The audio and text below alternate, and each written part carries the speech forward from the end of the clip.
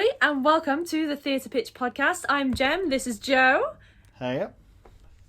And this is Sean. Hello. And together we all do the Theatre Pitch podcast, the podcast in which we take a random online encyclopedia article and we each come up with how we would pitch to make it a theatre show. And then at the end, we attempt to, at the very least, smush it together. So, what is today's article? What's this episode's article? Joe, Well, radio voice. I'm glad you asked. Today we are talking about Popeye Village. Popeye Village, also known as Sweet Haven Village, is a purpose film set built village that has been converted into a small attraction fun park consisting of a collection of rustic and ramshackle wooden buildings located in Prayet or Anchor Bay from the village core of Mulcha in Malta, which is 3 kilometres away from the town centre. It was built for the 1980 live-action musical feature Popeye, starring Robin Williams and Shelley Duvall. Yes. There you go. I've been there. It's so exciting. Yeah, Sean's actually been there. I've been there. I went on holiday to Malta, and it was like one of 3 things to do during them 2 weeks. Really bad idea. I think you've got an unfair advantage, Sean. I haven't. I was like 11. Sean, do you remember what the other 2 things to do were? So I remember what the other thing to do was. In the hotel, it had the classic Sega rally. Ooh. And I had like all my holiday money, but obviously nothing to spend it on, and it was just €1. So I was like on that like straight. It was good. I can't remember what the other thing was. I think I was exaggerating. I think there was only 2 things to do in Malta. Fair enough. You know, before we get into this, I do need to ask one other question, Sean. Yes. Sega Rally, are you an automatic or a manual transmission guy? I was automatic back then. Fair enough. These days? These days, I probably would play it safe and go automatic. But when we were at uni, and you remember they had Sega Rally at the pier? I do. I was manual. I was manual by the time we left university. You gotta go manual. You're really sacrificing a lot of speed at the upper end by going automatic. Yeah, I agree. So we've lost Gemma with that talk of Sega Rally. I'm back. Hello. Hi, Gem. Hi. Sorry about that.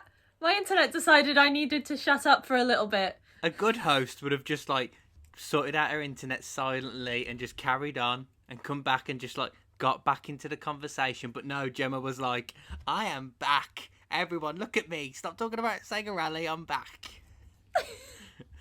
Especially when we're not done talking about it. So, yes. Sure.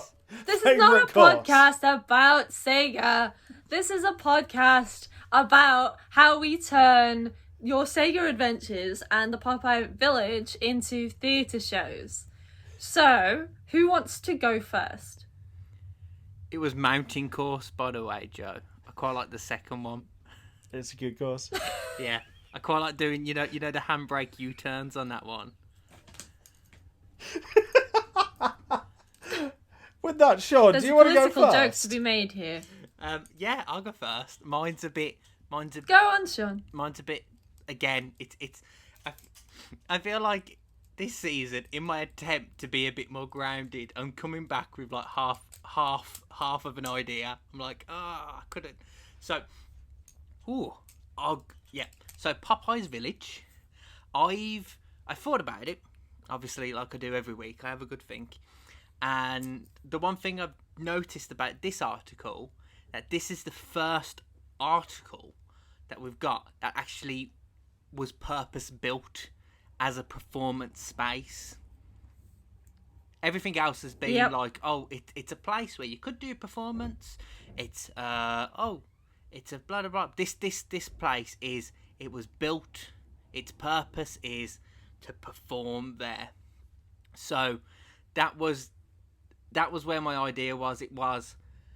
It's not done anything about like the Popeye, because from what I can remember and what I can gather from the pictures, it's only really the characters and like some of the rides that have got like, oh, this used to be Popeye. remember in the 80s? Remember that really popular thing? So I went with more that this is going to be the location of the performance, and what it actually is will inform what you do there. So, that said, I just burped a little bit, sorry. I shouldn't have downed like my can of Dr. Pepper before we started this. It was a bad idea. So, that being said... That's alright. I think this whole episode's going to be weird noises because I've picked up the wrong pen, so I've been twiddling with it, and I've only just realised that it's an audio thing, so sorry. Yeah, because you know them weird pens always turn it down. And Sean's got his burping, Gem's got her pen, and for the audio listeners only, I'm enjoying a full 3-course Sunday lunch. You're only going to get that if you're watching the video. Right. So back to my guys. I'm trying really hard to do theatre. So back to our rankings of the Sega Rally courses. Number 10. 10. You only get 4, and then if you're really good, you get the secret 5th one. But you have to count. You have to come first in the fourth round to do that. I could swear it might be in Sega Rally 2, but I could swear they had mirror courses. Well, Joe. Like, I'm on about classic Sega Rally. Joe, you've really got me thinking about Sega Rally. It's really good. If I have to say, after this whole Sega bit, if Sega isn't a crux to your idea, Sean, there's gonna be some questions. My idea's got nothing to do with Sega Rally, okay? Because this was in the Hotel of Malta, and it was like about an hour and a bit drive to get to this place. So the Sega Rally machine is nowhere near it. Okay. Yeah, but you probably could have got a better time. Like, what was the record time of driving there? Joe! What were the initials? Joe! Joe, I want this to be under an hour. So, that's my idea. This whole place Sean, continue. I'm trying. This whole place is the performance space. So now, then that got me thinking, like, okay, what can we do in this big space? And obviously, you think a big space is, right, we could do something immersive, we could do something site-specific, maybe promenade. What should we do? All of them together? Yes! So, my idea, I sort of went big straight away, and I was like, oh, let's do something Punch Drunk inspired. Let's do something like that, where, like, they do tell a really good story where it's everywhere and the audience can go off. And I thought maybe not something like that, maybe a bit more toned down. So my idea is, hey Gemma, do you remember at university in your second year you did a show called The Undertaker's Arms? Sorry, in your first year. So my idea is basically a bigger version of that. And for those And for those listeners who don't know what we're on about, which is really great because that means we have listeners who didn't go to university with us. We're branching out, guys. The idea is I'm going to populate this town with characters, and them characters are going to be... how do we explain them? They're going to sort of... Have you ever seen what was the film? What's the Tim Burton film? Corpse Bride was what Undertaker's took style from. In the Corpse Bride, there's the pub, and he goes there, and it's all these characters from different periods of time, and they've sort of living there. They're sort of still who they are. They're just in this pub, and like they have scenes with them. And the show that Gemma done was that similar premise. We took over a pub, and they were these characters, and you'd have your drink, and you'd interact with these characters because they're living, they're just sort of like using the pub as they would. And that's sort of my idea, is these people are using this town as they would. And it's like people from different periods of history. So you could have like people from last year, or you could have people from 200 years ago. And I'm sort of going with a whole like purgatory sort of feel, and you sort of interact, you can follow them. The reason why I moved away from Punch Drunk, because in Punch Drunk they don't really interact with the audience. The audience act more as a fly on the wall, and there's a bit of a distance, and you follow the characters that you want, and there's a story. But with my one, it's going to be similar to that. It's going to be grand like that, but you have the chance to interact with these characters as well. So the performers are going to like really know their characters, really good on improv, and that's that. So it's going to be on for a whole day, and you sort of like enter, and there's going to be like the normal stuff's going to still be open. So like the restaurants that are there, if we can throw in some bars that are there into the different houses, and you follow the characters, and they have like different scenes, and it's that really. So I was gonna one of the things I was really struggling with. So one of the things I was really looking for was stories to put in there, and I went with a bit. I don't know how to say I was looking for it.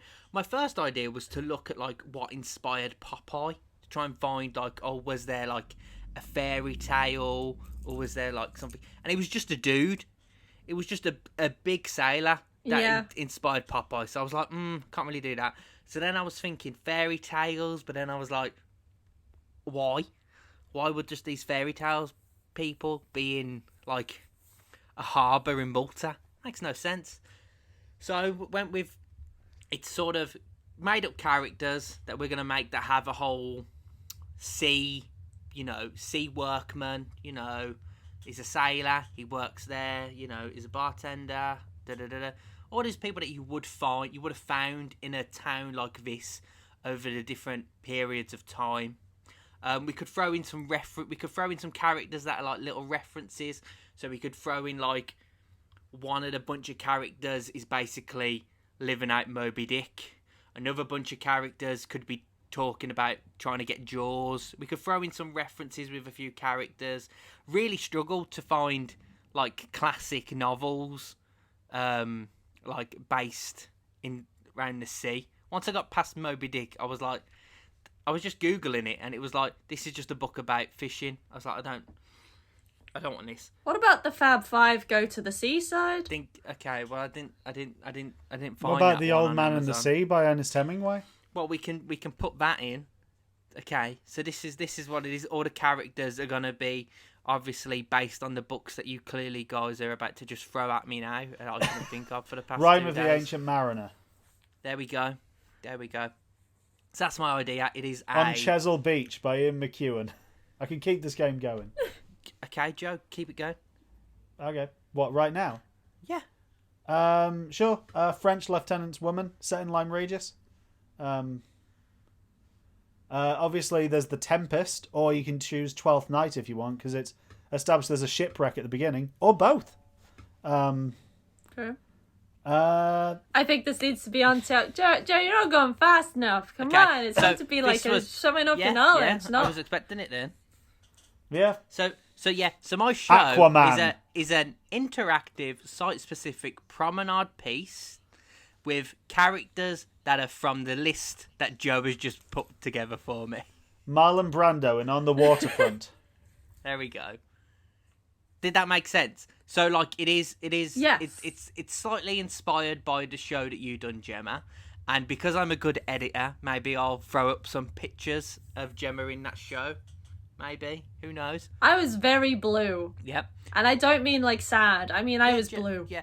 And then so that's my idea. I hope it makes sense. It's a bit more of a it's not really a show. It's a bit more of a big installation, an experience. And I just thought like the people who are going to go to something like that are probably going to have a bit of money. So, let's go big.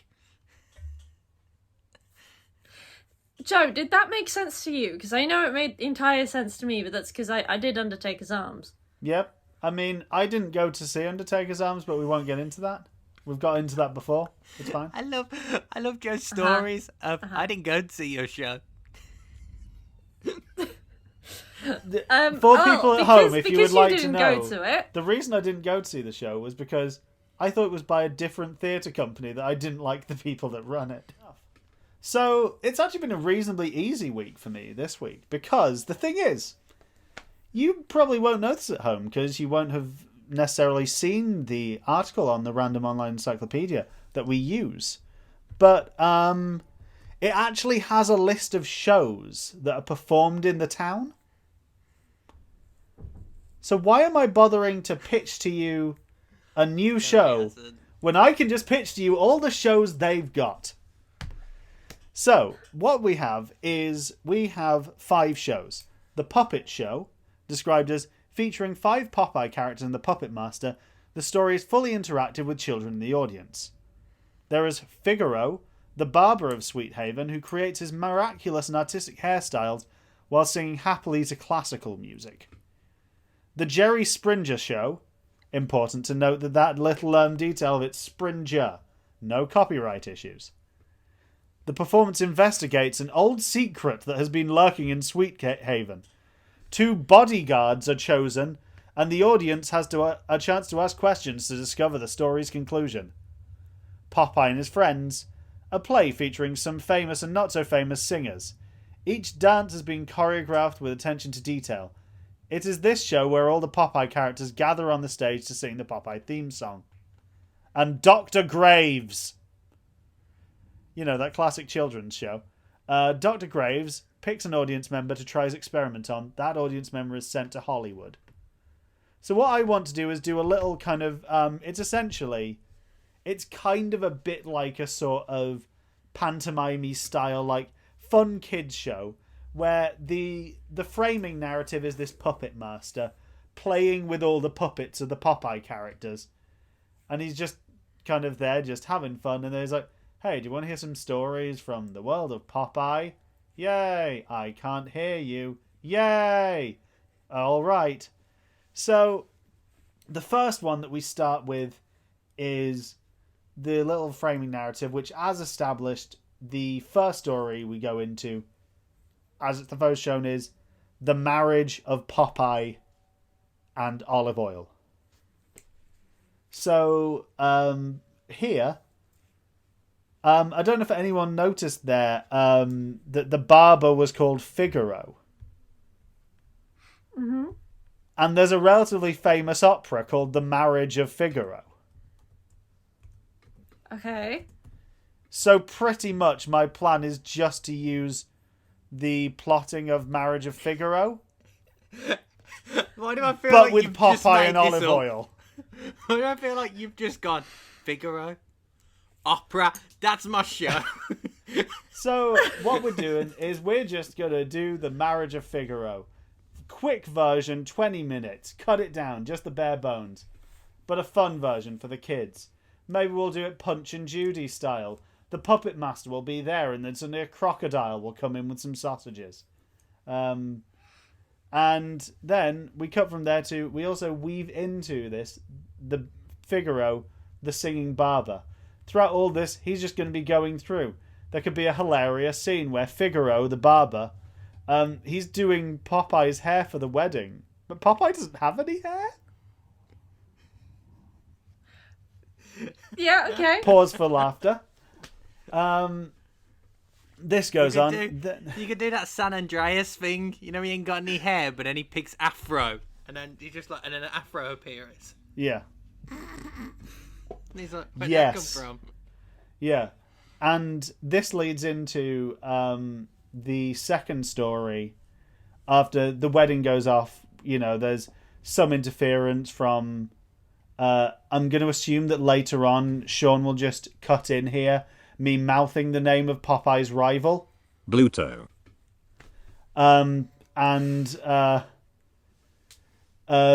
Yeah, we cut from them having had the wedding go off reasonably without a hitch beyond some interference by Bluto. who tries to stop it, but he's foiled. To second story is Dr. Graves. Dr. Graves he's basically Dr. Frankenstein. He's Robin Graves. And he's going to make some Franken kids. Pretty much, this is so child friendly. Pretty much, this is just a bit where kids get face painted like Dr. Frankenstein. But while a man sits on stage telling child-friendly, spooky stories. Story number 3, The Jerry Springer Show. The marriage has fallen apart between Olive Oyl and Popeye. From here, we cut to having reenacted the marriage of Figaro with Popeye and Olive Oyl, to reenacting the movie Marriage Story, but with Popeye and Olive Oyl. Again, so kid-friendly. Yeah, look, kids love Noah Baumbach films. He's a well-renowned, Okay. kid-friendly guy. He did script writing for Madagascar 3. Cool. But yeah, so essentially, then it seems like there's no hope left, and then everyone comes out. They sing Popeye the Sailor Man. All the kids go home happy with their Frankenstein face paint running after all the tears they've shed in the Jerry Springer Show segment. Okay. Any questions? Yes. I have one question. So great story. I respect that, because it's the one thing that I struggle with, is like coming up with a narrative. So I respect it a lot, and I respect it more that because I know you've just come up with that. My one question is, how are you staging this, and is this one panto, or are you like updating their like the actual theme park shows? No, this is Good actually question. one show, and in terms of how I'm staging it, well, I have got it's time for the regional theatre spotlight. Okay, so Because- it's not happening. It's not going to be happening at all in Malta. Okay. Because Okay. did Okay. you see the see also bit at the end of the article where it links to the article about Port Merion? No. No. Well, essentially, for anyone who doesn't know, Port Merion was a town constructed in Wales, a few miles near Port Matog. And essentially, it was a town constructed in Wales in the style of an Italian village, but it came best known because it was the town used for the TV series The Prisoner back in the mid-70s. Do you know what, Joe? I think I know which town you're on about, because I think National Theatre Wales actually did a show there. Is it used as a like a military training base now? I think it's actually still just operated as a kind of model town, essentially. Oh, okay, then I'm thinking For, somewhere different. Yeah. Yeah, you're thinking of something else, John. I'll save But, that yeah. for another It's fine. podcast. But yeah, but we're not actually performing there because, that'd be too obvious. What instead we're going to do is we're going to perform it at the Iganolfan Community Centre, just a few miles down the road in Port Madog. And we're just going to do it as a classic panto.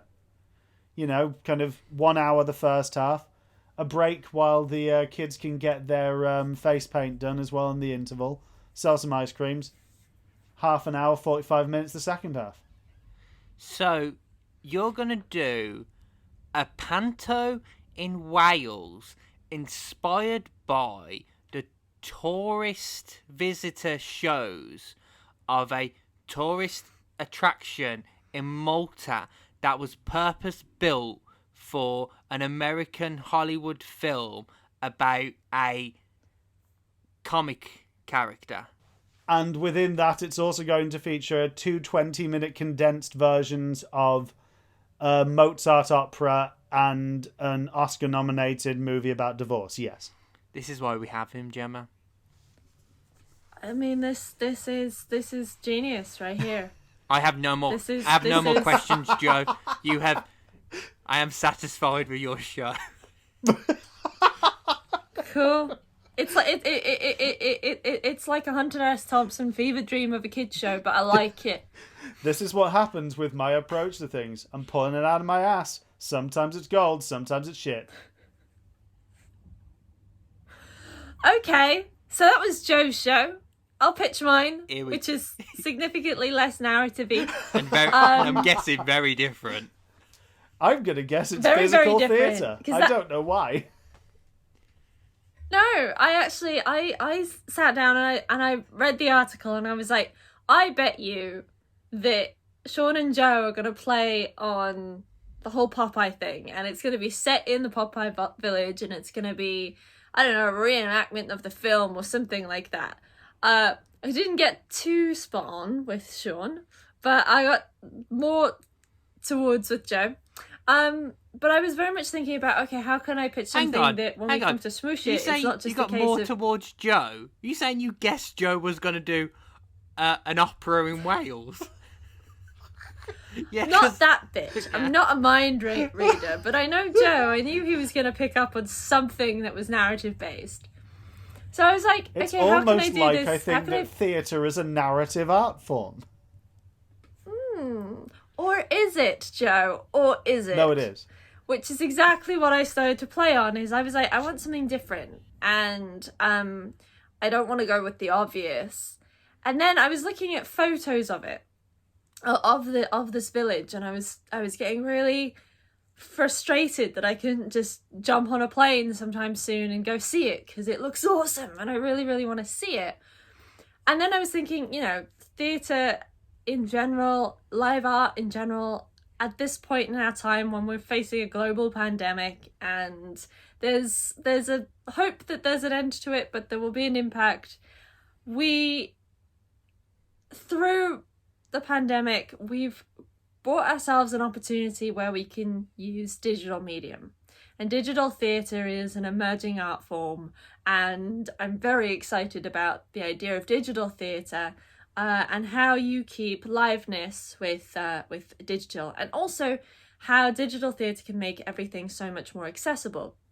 So whether you're trapped at home because of a global pandemic, or whether you can't go out to Popeye's Village for whatever other reason, I kind of sat there going, the power of theatre and the power of the internet can still enable people to go to Popeye Village. And especially if you're a fan of Popeye like I am, that would be awesome. So my idea is, on a scheduled basis, so you can look down your program of which one you want to attend, or you can attend all of them. We have arranged for a variety of participants to strap a GoPro to their chest and broadcast their experience of going around Popeye Village. So it's very much participant based, and it's very much, I want a variety of people. So you can, at first I really wanted to, with this idea, showcase the scenic art and the artistry of all of these carpenters and set makers who created this thing. So we'd get a filmmaker and a set maker in there as one of the participants that you can select their point of view and then go and watch this live stream. A child, a parent, a Popeye fan, a buff, even so much so that you can strap a GoPro to a dog and watch where they go for an hour, because those videos are still very successful on the internet. So the idea is very much, it's participant theatre, and it's live, and it's bringing a live experience to people around the world. And how this experience goes is very much up to that participant. So if they just want to strap the GoPro on and forget that it's there and just go about watching shows and going on rides, awesome. If they want to sit and, if we get somebody who actually built the thing to participate, they can go around and they can narrate what they're doing, or they can narrate and give like tours and little facty things. And so it's entirely down to the participant of how they want to go about this tour. But it's all streamed online. So the staging is online in community.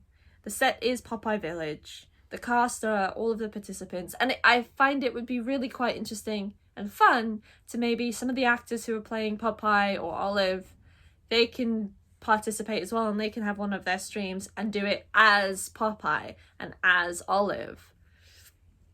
And then the style is, it's digital, it's participant, it's art. Any questions? Sean, your furrowed brow is staring at me. Yes, I have lots of questions. Go on. Okay, so we're sticking some GoPros to the people who work there. And other participants, because the museums in places like Popeye Village are currently open to the public on a limited capacity basis in Malta.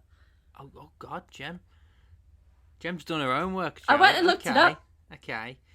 I went and looked it up. So it's business as usual. Is that what it is? It's business as usual. Yeah, there, it's business and as usual. Your show is, I'm just opening it, and I'm going to stream some GoPros so people can sort of pretend they're still going. Yeah, you can pretend you're still going. I have a little bit of a look, but it's looking at the different perspectives as well. Of like, a dog's gonna have a different perspective to one of the carpenters who went and made one of the things that they made. You know, and it's you can watch a kid go run around all of the rides and watch the kids shows, or you can watch an adult sit there and listen to some of the more historic talks that they've got and movies. I mean, I'd be I think well the annoyed. obvious question to ask is, technically, is this defined as theatre? I think it is. I'm gonna say, like, I'm on Team Joe. It's just a virtual tour. Yeah, like, I'm not saying I don't think this sounds like a good idea. Because I think multiple perspective tours round kind of like a venue like a museum or a theme park or something, that sounds fun. That sounds like something I would watch. But I'm gonna need you to defend why you would classify this as theatre. I classify it as theatre because we are theatre to me. There was a definition, and I remember arguing about this at uni when we cared so much more about it, is that theatre is capturing a story and presenting it live. You are live with your audience. And so that's why I instead of just saying, oh, we'll just make videos of this, it was very much it's a live feed of this experience that this person's going through. And hopefully the kid doesn't, fall over and scrape their knee and cry for the whole thing. But if so, that's the joy of the live grenade that is theatre. And I think in the world that we are living in the world that we're going to keep living in and the world that's developing around us, where digital theatre is growing and digital theatre is developing into what it is, I think if we start to turn around and say, if it's online but in a way where it's not just a camera sat at the back of an auditorium, then that's not theatre. I think the second you start putting down archaic barriers around what theatre can be in a digital world, yes, you've got to understand that theatre and digital theatre is going to be different from the theatre that you see in proscenium arch theatres or in black box theatres or in, traditional gathering people together theatres. Digital theatre is using a different medium, and it is using a different operation, which you can start to then use. This idea of broadcasting, this idea of live streaming, but it's something that I think if is a really, really interesting thing to start considering, is that what actually inherently makes theatre, and that for me has always been the live aspect. Because if you start to sit there and go, okay, yeah, you can make the argument that watching the Pudsey cabaret show that they put on is not theatre, but for the people who are sat in that audience, what difference between what they're experiencing and a theatre production is there? Because they are at a theatre and we are just broadcasting it from at home. So you can start to argue, if that's your argument, that it's not theatre, that us sitting and watching the Royal Shakespeare's broadcasts but at home means that it's no longer theatre. So there is a performative element because there is community-based theatre, there's participant-based theatre, and it moves more into theatre art with my idea and how I'm presenting it. So you could have that weird thing, but I think this idea of digital art and digital theatre is here to stay, which is so exciting, especially somebody who's like me, who's a theatre maker and a filmmaker and loves the internet and is a content creator, and I'm just like, this is so exciting. But I think it's going to be, if you're going to start talking academically about it, you've got to start to consider where those boundaries are, Gemma, but also not just placing archaic boundaries on it. Hi, Sean. Gemma, can I just stop you? I'm sure Joe will agree with me. What you've just said there is spot on. And like the example that comes to mind is Hamilton on Disney Plus. It is theatre. Exactly. But it is a digital performance. I would argue that technically Hamilton on Disney Plus isn't theatre, it's a recording of theatre.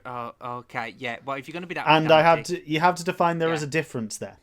A little bit. But Gemma, what you just described and argued is not what the show is that you had just pitched before that. So your argument is just because it's filmed and the way you're viewing it isn't live, you're not in the same space. You're not sharing a space with the performers. There's not that connection there. It's still theatre. It's still art. It's just that you're viewing it now at a later date at a different location. What you applied there does not apply to the show you described. The show you described it's people enjoying that attraction digitally, and that's not theatre because the attraction itself isn't an art, isn't theatre. What you've described there is something like, when you see like the onboard videos of like a roller coaster. Yeah. That's what I see that your show is more. Is you're showing the experience of an attraction digitally. What you really want to add is I'm trying to think of an example. Oh, National Theatre Wales to the rescue. So what you've done there is you've got a visual representation of the attraction that people digitally can enjoy, and it's more of a tour, more of a virtual tour than a virtual theatre experience. What you want to add is something like the person who goes there, how does it make them feel? You want to add that connection to the space, maybe. You want to add a bit of a narrative. So instead of it being a tour of a show, a tour of this tourist attraction, it's more of it's that personal connection to the person's there. Maybe how does that make them feel?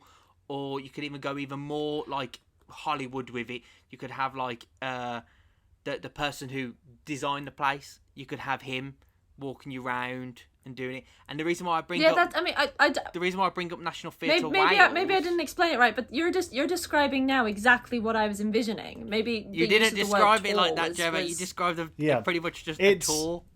Yeah, fundamentally, it's Gem. We're not arguing that theatre can't be online, because technically, just to prove this, I looked up the free online encyclopedia article for theatre to see what it defined theatre as. And it is defined as a collaborative form of performing art that uses live performers to present the experience of a real or imagined event before a live audience in a specific place, often a stage. Within that, a live audience can be a Zoom audience. That is not the part that is up for debate. It was quite simply, we thought you just wanted to show footage of people walking round the place. No, that would be the equivalent of saying, hey, do you want to see my documentary on Disneyland? And it's just your footage from a holiday.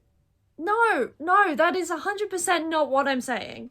Yeah, we get, Jem, that's not what you were saying, but we're just saying that's what we got that from your explanation, but we didn't get it from the Okay. original pitch. Can I just add the Okay. bit about National Well- Theatre Wales? They done a really good audio tour of Aberystwyth, and the reason why it's classed as Yeah. theatre because it's you could literally download the audio track, go to a starting place in Aberystwyth, listen to it, and then you'd walk. Then it would tell you to like walk this way, and then like people would tell you their story of life moments on this street, or how like living here has made them feel. And I think you should add. I think if you added that to your thing, then I'd be like, yeah, that's theatre. But from what it sounds like, Gemma wants to do that. She just didn't explain that bit. Yeah, and I also want to strap a GoPro to a dog. I have worked out during this a way that we can perhaps combine our 3 shows. Okay, well, let's cut to the smush. Yeah, Go so for it, the Jem. smush. Can I just So- another thing? Can I just add one thing that made me giggle? I always knew at some point there was going to get to a point where the other two was going to say to the one person, "I don't think that is theatre." Yeah. At no point did I ever think it was going to be us two saying it to Gemma. Did you think it was going to be... I actually would have bet. I would have bet that it would have been you two against me, because I'm always sitting there going, "Ooh, let's push the boundaries. Let's be artsy fartsy about it." Let's be honest, Sean. I was never going to be the one to push the boundaries beyond the 4 walls of a theatre. I A very much regional believe in the theatre. static nature of the 3 walls, and most importantly, the 4th wall, being that the audience should preferably not be involved. And now it's clear why you never came to any of my shows. Yeah, I think that I've said this before, that Donald Trump was right about one thing, and that it's that we must rebuild the 4th wall and make the audience pay for it. Joe, before we get Jem on another rant that is quite academically engaged about theatre and tells the world just how much free time I have to think about the state of theatre, let's not get me on my rant about the 4th Right. wall and how 4th wall theatre is just TV on stage. It's bull crap. So, Joe, smushing. cut to the smush. So, Sean, we have your kind of site-specific piece within there based around kind of lots of different people from kind of seaside locations. Yes, it's Come together interactive. There's In no an fourth interactive wall. piece in the way of the production of Undertaker's Arms Yes. performed in Aberystwyth. Yes, I'm We have the only mine, one. which is who, a pantomime when given- opera. Oh, sorry. Sorry, Joe. Go ahead. You and me every week. We just talk over one another. Yeah. We're so rude to one another. And do you know But what? you know When what? it comes to We editing, apologise. I'm always like, well, my joke was funnier. Love it. It weren't worth it, Joe. You crack on. Okay, so I was then saying, obviously, you've got my show, which is an opera, pantomime, divorce drama, spooky story session in Wales. And then you've got Gems, which is kind of a more adaptive experience of going places for people who can't go places at the moment. That is definitely theatre. Yeah, that is definitely theatre.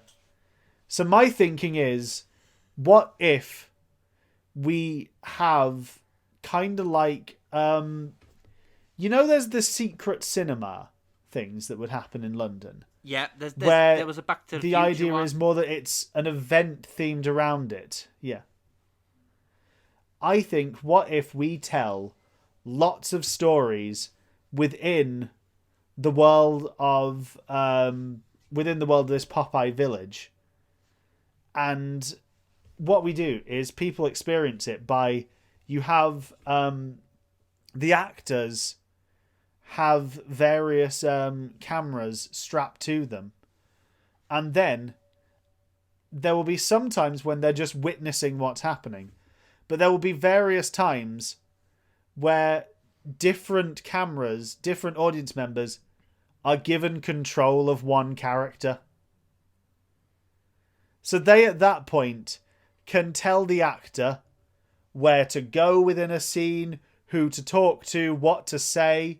Occasionally they're given a limited option of actions they can tell the actors to perform. I'm saying we give them limited options in terms of these things because I don't want them suddenly saying the actor flips a table and produces his penis. That's why we only give them limited options. But what we do is we present it's kind of more like taking an interactive video game approach to theatre. So it's a way of them moving around, experiencing it. But also, in presenting this, we have lots of different stories happening on the edges. So you've got your more kid-friendly stuff at the centre. If adults get bored of that, if they're watching on their own, they can go off and explore the marital strife between Popeye and Olive Oyl. You know, there's lots happening that they can go and see. And it also gives them a reason to come back and watch a second time. So it's that film Gamer meets Peep Show meets all of the films that Joe mentioned earlier. Yeah. It's Peep Show meets Gamer, meets The Marriage of Figaro, meets Popeye, meets Marriage Story, meets Corpse Bride, and that it's kind of The Undertaker's Arms as well, meets Secret Cinema. I have no problem with that. I'm pretty sure that describes a show that I wrote about in essays during university about how to give audience members the choice of stuff to make it interactive. So would the audience members be... So their location would be from Gemma's show. They're remote. Yeah, they are all remote. And you could even do it like, say, everyone has their ticket gives them access to an app for a limited time. And when it's their turn, their phone will buzz and they'll occasionally get kind of multiple choice, choose your own adventure style. It will come up with a limited range of options of what they can tell characters to do. Yeah, I'm down for that. You could it's like Twitch plays Pokemon Red. Like everyone votes for an action. This character should walk through the door. This character should have a scene with that character, and everyone votes get out. But as I say, we time it for specific points so that, for instance, if someone's watching the GoPro strapped to a dog, we can't control that dog. The dog's going to do what it wants. You can try pushing the buttons all you want. The dog's going to do what it wants, okay? We've always got to consider the passive audience member who wants to get involved but doesn't want to actually get involved and participate. So the dog is the passive audience member. They can just sit and enjoy Popeye Village from 1 foot off the ground. I don't think there would be a passive audience member if you're doing it remotely and you can just press a button to make someone do something. No one's going to be passive. And they can't be passive anyway because they've got to choose what happens next. Yeah, just in the corner of the screen at all times there is a button saying, "In the event of stress, please switch to dog cam." And it just you just push it and it just is the GoPro both split screen of the dog's view and also a second GoPro filming the dog. Or a drone filming the dog. And then you can just sit there and on the dog cam, if this is too much, press here and it cuts to cat cam and it's just the inside of some paws with the sound of Popeye Village in the background because the cat's asleep somewhere. And then if that's too much, you switch to just some guy in a middle of a village in Wales for no reason whatsoever. Yeah, and he's just there just reading out place names in Wales. Right, that's more stressful than a cat. I'm guess that's the show. I'm really disappointed in the pair of yous. I just want to point out the article was literally a set, and neither of you but I set a show. I really wanted to highlight the set designers, but I'm not a set designer, so I was like, I can't approach this topic because I'm not informed. I don't know anything about it, and I thought you would do that, Sean. As someone who's directed theatre, you don't know how to interact with a set? I don't know how to give a set life like you do, Sean. And You put people in it and you light it. I assumed that you would look at it and think, well, Joe's just going to do something random that's nothing to do with the article anyway. And I like to live up to people's expectations. Right. Let's. Well- I think we've done it. I think we've done it for this week. I guess. Joe, Yeah. pick your next Joe, article. let's do the next article. Yeah. All right. Let's find out. And what Sean, the next... you do your bit. Let's find out. Oh yeah, Sean? this is my bit. Sorry, Joe. I'm there. Like, what is it? Right. Yeah, guys, we're at the end again. So, don't forget to like, share, subscribe. I will leave all of the links to all of the extra stuff that we spoke about. So, Joe's Regional Theatre. Undertaker's I'll Arms. put that in there. Some images from Undertaker's Arms. I'll put. I'll find a website that's going to tell you how to emulate classic Sega Rally on your laptop, so you can play that if you want. But once you've done playing Sega Rally, and you want to find out more about us, just Google One Foot in the Door or OFITD. We're on Instagram, we're on Twitter, we're on Facebook, we're on YouTube. Probably, if you're watching this, you probably think, oh yeah, we're already on YouTube. If you're listening to it, give us a 5-star review. Subscribe, watch the other ones. And I've made it really easy. There's a link tree now. It's in the description below. So just click on that, and it's going to come up with all the links. So you don't even have to remember what to Google. If you want to follow me, that's still Shawnee B on Instagram and Twitter. If you want to follow Gemma, that is... It's at OFITD_gem with a J and an M. Yes. Of course an M. And if you want to follow... Could be an N, but no, it's an M for mother. Right. And if you want to follow Joe on Twitter... You can do so at Not Joe Runchka. That's NOTJOERACZKA. You can also find me on Boat Club Improv and Cannon Fodder with Joe and Joe. Look for them wherever you get your podcasts. And I'm guessing you two want to know what next week's article is. Yeah. I am excited. All right. So next week we've got Sega Rally Championship as a 1994 racing video game. No, 1960 in British radio. This is a list of events from British radio in 1960. There we go. There's your title and description.